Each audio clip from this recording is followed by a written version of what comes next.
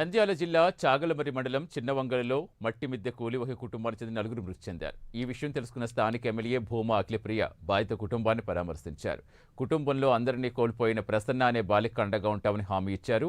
CM Chandrababu బాధిత కుటుంబానికి 10 లక్షలు, బాలిక బాగోగులు చూసుకునేందుకు ఆమె నానమ్మకు 2 లక్షలు అందించినట్టుగా ఎమ్మెల్యే తెలిపారు. బాలిక ఎంతవరకు చదివితే అంతవరకు ఎన్టీఆర్ పాఠశాలలో చదివిస్తామని ఐటీ మంత్రి నారా లోకేష్ హామీ ఇచ్చారని ఎమ్మెల్యే భూమా అఖిలప్రియ తెలిపారు.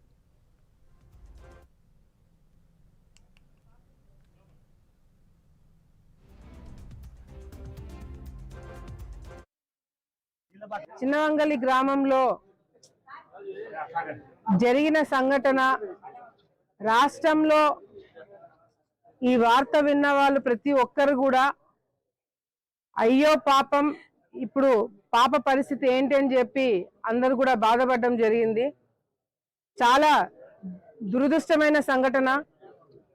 అది విన్నప్పటి నుంచి మాకు కూడా చాలా బాధాకరంగా అనిపించింది.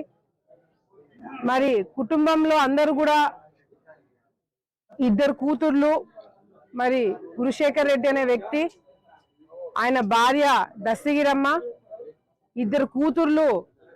రాత్రి అందరూ కూడా 10 గంటల వరకు కూడా అందరూ మాట్లాడుకుంటూ కూర్చొని మరి నిద్రపోయిన తర్వాత ఆ పాత మిద్దె ఏదైతే ఉందో అది తెల్లవారుజామున చుట్టుపక్కల వాళ్ళు చూసి అది కూలిపోయినదని తెలుసుకొని దాదాపుగా వాళ్ళని బయటికి తీయడానికే గంట సేపు పట్టింది.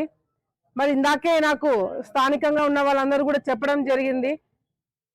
అది తవ్వి బాడీస్ని బయటికి తీసినప్పుడు తల్లి మీద చెయ్యి వేసుకొని పిల్లలు నిద్రపోయినారు, అలాగే బయటికి తీశారని చెప్పినప్పుడు నిజంగా అంటే చాలా చాలా బాధ అనిపించింది. చాగల్మరి మండలం